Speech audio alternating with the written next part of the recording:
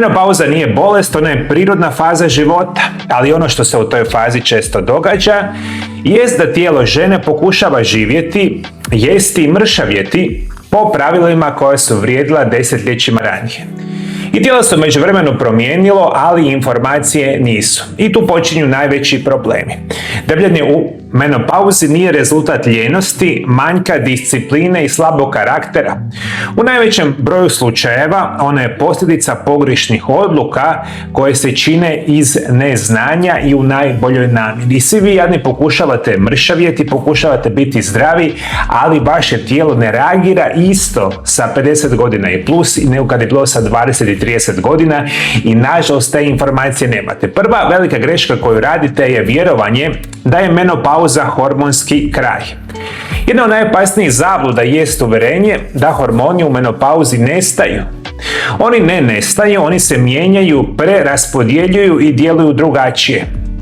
Estrogen se nakon menopauze više ne proizvodi dominantno u jajnicima, ali se dalje stvara u drugim tkivima, posebno u masnom tkivu i kroz rad endokrinih žlijezda. To znači da masno tkivo više nije pasivno skladište energije, nego aktivan sudionik u hormonskoj regulaciji. I tijelo tada počinje čuvati masno tkivo jer ga doživljava kao dio vlastite stabilnosti i prilagodbe. Zato se masnoće posebno nakupljaju u području trbuha, bokova i donjih leđa gdje organizam traži sigurnost, a ne estetiku. Jeste li kada čuli ovu informaciju, moje dragi gledateljice, imate menopauzu i naravno vama estrogen i progesteron u tijelu je značajno opao i on se dominantno ne proizvodi u jajnicima, ali on se počeo u određenim količinama stabilizirati u masnom tkivu. I zato se počinjete jako puno debljati oko stomaka, bokova i slično, jer vaše tijelo se čuva i štiti te hormone kao što bi znalo. To je prvi razlog zato što ne znate. Druga stvar što je jako bitna, biti će stalno smanjivanje hrane i dijete sa malo kalorija. Druga velika greška je kronično jedenje premalo. Mnoge žene u menopauzi jedu manje nego ikada prije, ali se i dalje debljaju. Razlog je jednostavan. Tijelo u menopauzi više ne reagira dobro na stalni kalorijski deficit.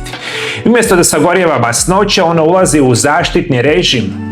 Vaš metabolizam se usporava, hormoni stresa rastu, a tijelo uči kako preživjeti sa manje energije. I rezultat nije mršavljenje, nego tvrdoglavo zadržavanje masnoća, posebno u trbuhu. I osim toga, dugotrajno gladovanje dodatno opterećuje štitnjaču, nadbubrešne žlijezde i živčani sustav, koji su već pod pritiskom hormonalnih promjena. I tijelo tada šalje jasne signale umora, hladnoće, razdražljivosti i pada motivacije. I menopauza nije vrijeme za gladovanje, nego je bitno za pametno razmišljanje. Koristeći najzdravije režime prehrane na svijetu, pravilno jesti namirnice koje vama podržavaju rad hormona, oni koji vama trebaju, tako potiču rad estrogena, progesterona, uzimati ciljane prirodne lijekove koji to rade umjesto vas na potpuno prirodan i siguran način, a izbacivati namirnice koje su enormno loše, ne samo da vas debljaju, nego uništavaju i onaj manji broj ženskih spolnih hormona koji vam je ostalo. Treća greška koju radite su česti obroci i da morate jesti svaka 2 do 3 sata. Savjet koji je godinama bio standard danas je jedan od najvećih sabotera u mršavljenju u menopauzi. I svaki obrok bez iznimke potiče lučenje inzulina i ako se često jede, inzulin je stalno povišen. A dok je inzulin visok, masno tkivo se ne sagorijeva. I tijelo nikada ne dobije prebaciti se iz režima skladištenja sala u režim trošenja masnih naslaga. I zato žene kažu da stalno nešto paze, a trbuh je uvijek veliki. Ovdje je nevjerojatno bitno za reći, kod ovih situacija, i to sam puno puta rekao na mome kanalu, imate puno video zapisa, vi nikada u životu ne možete smršaviti niti 1 gram dok je god vama inzulin u krvotoku povišen. A da ovo jednostavnije shvatite, vama inzulin u krvotoku je povišen od zadnjeg obroka, recimo u 6 sati navečer ste večerali, vama je inzulin minimalno povišen do sutra dan do 10-12 sati. Dakle, to je vremenski period od minimalno 16 sati kada vama inzulin spada od 100% recimo na 0%. I to je vremenski period kada vi ne smijete ništa jesti. Vi svaki puta ako jedete, recimo jedete doručak ujutro, vi taj ciklus prekidate, vama inzulin opet skače i opet morate čekati 16, 18, 20 sati da tijelo ulazi u masne naslage. I to je ono što veliki broj vas ne zna, niste dovoljno u svakodnevnom postu od 16 do 18 sati i ne možete se debljati. Što jedete više obroka dnevno i zdravih obroka, to vama ništa ne znači, uvijek ćete biti u prekomjernoj tjelesnoj težini. Četvrta informacija će biti zanemarivanje stresa i kortizola, jer u menopauzi tijelo postaje osjetljivije na stres. Kortizol, hormon stresa, ima snažan utjecaj na raspodjelu masnoće. Kada je kronično povišen, masno tkivo se usmjerava prema trbuhu kao zaštitnoj zoni. I to nije estetski problem, nego biološki odgovor. I zato žene kažu da im se trbuh pojavio preko noći, iako prehrana nije se dramatično promijenila. Ovo vam znači u velikom broju žena događa se jednostavno situacija da vi ste u kontinuiranom stresu.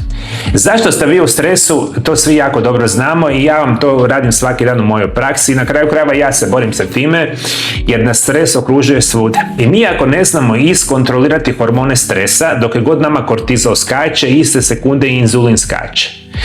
I kada to uđete još u ovaj sistem menopauze, ako ne znate na zdrav način života uz zdravu prehranu i prirodne lijekove kontrolirati razinu kortizola, nikada nećete smršaviti. To je četvrta velika greška zašto imate prekomjernu tjelesnu težinu. Poslije menopauze to će biti kroničan stres kojeg ne znate smanjiti. I peta informacija će biti uzimanje naslijepo suplemenata. Jedna česta pogreška je nasumično uzimanje dodataka prehrani. I minerali, vitamini djeluju izolirano i neizolirano, oni djeluju u samoj ravnoteži. I višak jednoga može blokirati drugi, pogrešna kombinacija može dodatno opteretiti jetru, bubrege i živčani sustav. I tada žena ima osjećaj da ništa ne pomaže. I u menopauzi tijelo traži ciljanu podršku, a ne kaos. I prvo se mora razumjeti stanje, simptomi, stres, probava, a tek onda se razmišlja o dodacima prehrani. I evo vam jedno pitanje, ali molim vas, moji dragi gledateljice, ispod video zapisa mi pišete i komentirajte koliko ste puta u životu uzimali dodatke prehrane ili suplemente bez razmišljanja da li su oni dobri za vas, kako se uzimaju i prije svega da li su kvalitetni dodaci prehrani. Ajde dolje ispod video zapisa, molim vas komentirajte i da drugi ljudi čuju vaše informacije. Ključ je da shvaćate otprilike 99% dodataka prehrane su ekstremno loši.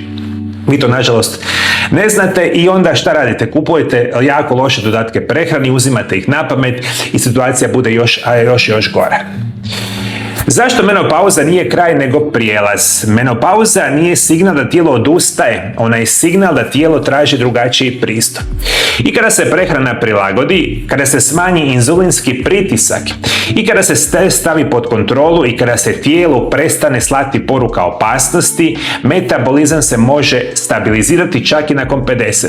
I to neće se dogoditi preko noći, neće biti neka izvanredna čuda, nego će biti razumijevanje što se događa kod vas i kako možete na to na prirodan način liječiti. Nažalost, kod